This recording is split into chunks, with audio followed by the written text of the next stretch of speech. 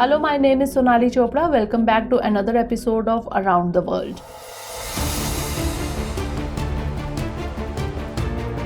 In this world that changes every moment, only one thing is constant, and that is change. Today, the faster the global equations change, the faster the interests of countries change. It is not easy to pursue these interests in international relations. For this, complex diplomatic equations have to be adopted. In this, sometimes one has to do the politics of manipulation with the countries through soft diplomacy, and sometimes one has to adopt a tough policy and prepare other countries for one's interest. We can understand this complex diplomacy very well from India's international relations. This is because India maintains a balance between two polar opposite systems to serve its interest. We can understand its stance in the following way: that India has neither condemned Russia nor supported Ukraine in the Russia-Ukraine war. But still, good relations remain with America. Apart from this, India's stance is also visible in the Israel-Hamas war. This is why it is a part of Quad and I2U2 with America, while also sharing the stage with China and Russia in SCO and BRICS. Now the question might be coming in your mind that how is India able to do this? What is that machinery of India which makes diplomatic moves in the interest of India? Which ideals of India work behind this? In today's discussion, we will try to understand this entire diplomacy of India. In fact, for its economic, political and strategic interest, a country adheres to many ideals from time to time and also keeps changing them as per the time. But broadly speaking, every country has some basic principles. If seen in the context of India, the Panchsheel principle and non-alignment are the main foundational elements of India's diplomatic principles since independence, where mutual respect for sovereignty and territorial integrity, mutual non-aggression, non-interference in each other's internal affairs, equality and mutual benefit, and peaceful coexistence are the basis of the Panchsheel principle. At the same time, the idea behind non-alignment is to develop oneself by taking others along without becoming a part of any group. However, non-alignment is also often associated with multi-alignment. But as the current External Affairs Minister S. Jaishankar has written in his book, The India Way, that non-alignment is not multi-alignment but the essence of all alignment. This means that the basis of India's international diplomacy is to take everyone along. But the question is, who establishes diplomatic relations on behalf of India? Who is it that puts India's strategic interest in front of other countries or on the global stage? Actually, people working under the Indian Foreign Service do this work on behalf of India. Its origin in India is attributed to the British rule, which proposed such a service in the year 1783. However, the idea of establishing a separate diplomatic service to solely handle the external activities of the Government of India was mooted on 30 September 1944 by Lieutenant General T.J. Houghton. Today, it is these diplomats working under the Foreign Service on behalf of India who are working to advance the interest of India. Since independence, these diplomats have been forming various types of alliances for the interest of India, in which the basic elements of Indian foreign relations remain their main role. The first such important alliance can be seen in the India-Pakistan War of 1971. To practice the then diplomacy, Prime Minister Indira Gandhi herself established diplomatic relations by visiting Russia, London, France, and America. But the background of this visit was prepared by the diplomats of India. In this, Indian diplomat Lakshmikant Jha, posted in America, had to face the most difficulties. He was earlier deployed in China and was looking for America's support against China's growing nuclear capability. Its persuasive politics was also described by the famous American diplomat Henry Kissinger in his book White House Years. At that time, China had also become a natural threat to India that might attack India once again along with Pakistan. But the then Indian ambassador to China, Brajesh Mishra, stressed on improving India-China relations in crisis situations. This was the reason that India could become free from these external influences. India faced a tense situation in global relations for the second time regarding its interest when it conducted nuclear tests in 1998. But despite the opposition from all the major countries, India once again succeeded in explaining to the world in its diplomatic language that it has conducted this test not to bring destruction in the world but for its own security. First of all, India did this by issuing its nuclear doctrine and propounding the principle of no first use policy. On the other hand, Indian diplomats also adopted the strategy of manipulation in other countries. But it did not start suddenly. Rather, Indian diplomats had started creating a global atmosphere since 1965 regarding their insecurity against the Chinese nuclear program.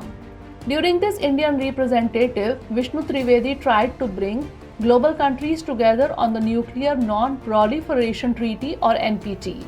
But considering the attitude of the superpowers, India considered it more important to emphasize its capabilities by refusing to sign the treaty. In this context, in the year 1998, India also made the world realize its strength. With this test, the US imposed economic sanctions on India, but due to the lobbying efforts of the Indian American community led by Swadesh Chatterjee of North Carolina, who worked with the Indian government, the sanctions were lifted within just a year. Not only this, the American president even visited India within 2 years. A third important milestone in India's diplomatic relations came after the 26/11 attack in 2008. During that time, Prakash Gupta, the then Chief Secretary of the Permanent Mission of India in New York, has said in his speech that efforts to ban terrorists would continue to fail due to petty geopolitical interest. While through such speeches, India exposed the character of China to the world, it also succeeded in eliminating Pakistan from the global scene. At this time, India also started receiving unprecedented support from Saudi Arabia and Persian Gulf countries. We can also see an attempt at India's diplomatic victory in the return of Indian Wing Commander Abhinandan. During this period, Indian diplomats had to pursue three interests simultaneously. Firstly, if the international community condemns the Pulwama attack and holds Jaish-e-Mohammed responsible for it, then Abhinandan should return safely. The best way to accomplish this was through the United Nations Security Council or UNSC. The media statement of the then Foreign Secretary Vijay Gokhale made the global community aware of India's stand, while Indian diplomat Syed Akbaruddin came forward to unite countries in the direction of counter-terrorism and international peace at the United Nations and declare Jaish-e-Mohammed chief Masood Azhar a terrorist. During this period, India put pressure on Pakistan by including not only the P5 countries but also many Gulf countries and isolated it. Now, if we talk about the recent context, be it China's attack on Uyghur Muslims or the pressure from Western countries to end its strategic relations with Russia, India does not bow down to any pressure. But the biggest thing is that, despite all this, it does not spoil its relations with any country. On the contrary, it sticks to its policy of all alignment. India's relations with Canada have also been tense on the Khalistan issue, but we did not see the impact of these relations on India's relations with other Western countries. The recent murder of a Khalistani leader in Canada is also a test of India's diplomatic tactics. Earlier, Indian diplomats also led more than 200 hours of talks to reach a consensus on the G20 leaders' declaration. Due to this, the G20 group was able to agree on many issues including Ukraine war and climate change. That is, every time India has been successful in telling the world that it will keep its national interest above all while supporting everyone. Now you will ask how. So the answer lies in the perspective of the same fundamental principles of India with which we started the story. That is, Panchsheel principle and policy of all alignment. This means that while India recognizes peaceful coexistence in diplomatic relations, it also accepts the policy of non-intervention. Therefore, it does not corner China on the issue of human rights, and on this basis, it remains against the internationalization of the Kashmir issue or its border dispute with China. At the same time, in the Russia-Ukraine or Israel-Hamas conflict, India calls for a ceasefire on humanitarian grounds, but does not ignore the principle of non-intervention. Mutual respect, mutual non-aggression, equality, and mutual benefit are some of the foundations on which India is teaching the principle of Vasudhaiv Kutumbakam to the world. Now it is the turn of the Sunday special episode of this program, in which we will talk about other important international news. Donald Tusk has been elected the next Prime Minister by the Parliament of Poland. The swearing-in ceremony of the new Prime Minister and his cabinet took place at the Presidential Palace in Warsaw. It is noteworthy that national elections were held in the country on October 15, in which a group of parties won. These parties, contesting elections on different tickets, chose Tusk as their leader. Before this, he had been the Prime Minister of Poland from 2007 to 2014. At the same time, after the defeat of the current Prime Minister of Poland, Mateusz Morawiecki, the Nationalist Law and Justice Party ended its almost 8-year tenure in power. North Korean officials led by North Korea's Foreign Economic Relations Minister Yoon Jong-ho held a meeting with Russian Governor Oleg Kozhemyako. This meeting was held in Pyongyang, the capital of North Korea. Increasing economic cooperation between the two countries was discussed. Along with this, Russia is working towards increasing cooperation in agriculture, tourism, and trade with the North Korean people. It is noteworthy that the meeting between Kim Jong and Russian President Vladimir Putin in September has increased the importance of Kozhemyako's visit. The growing closeness between the two countries reflects their common confrontation and aligned interest with the United States.